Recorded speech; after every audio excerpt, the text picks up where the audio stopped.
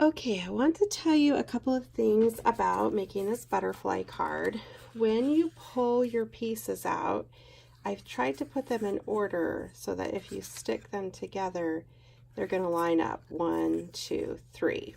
So that's the first thing. When you pull them out, keep them in that order just to make your life easier in trying to match them up later. This is a pretty quick card. I'm going to start by putting the black gingham on the bottom of your card.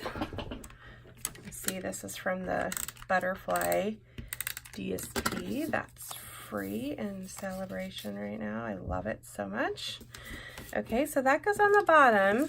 Then you're going to take your 1, 2, 3, and these butterflies go all directions, so don't let it bother you if you one's upside down. Some are right side up. Now I would do the outside first just because you can line it up with that bottom piece you've already put down. And you're gonna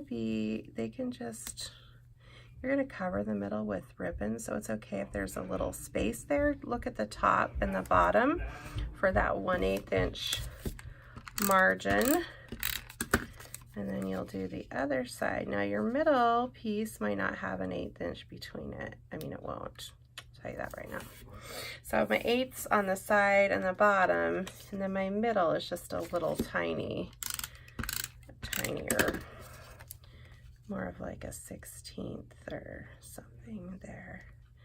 And that's, you can see then your butterflies will line up. And then when you add your ribbon, this is how you'll do ribbon on all your cards with this class, I believe.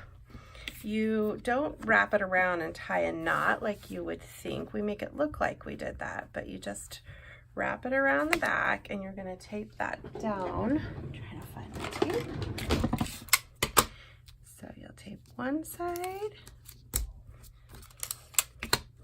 then tape the other. I have to make sure it's still even because sometimes it changes on me. And then you take another little piece and slide it through and tie it to get make it look like you tied it. And the nice thing is you can slide that around wherever you need it to go. And then this little heart on the thanks, these are their epoxy hearts that you can use the Stampin' Blends because they're alcohol based, it won't smear off. And you're just going to color one while it's still on here. It won't stick to the background, but it will stick to the actual drop. And then we'll add that to our project once we stamp it.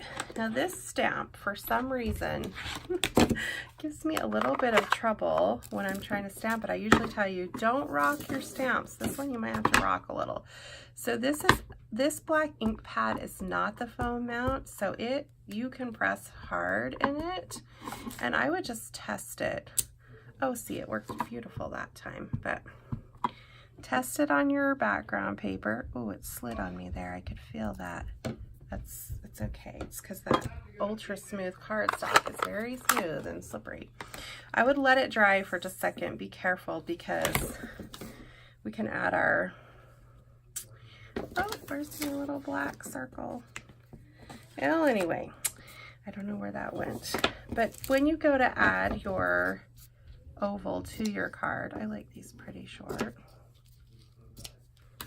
When you go to add it, I put the dimensionals right above, and I use the mini dimensionals because if you stick them on your card, then if you stick them on top of the ribbon, they tend to not stay down very well.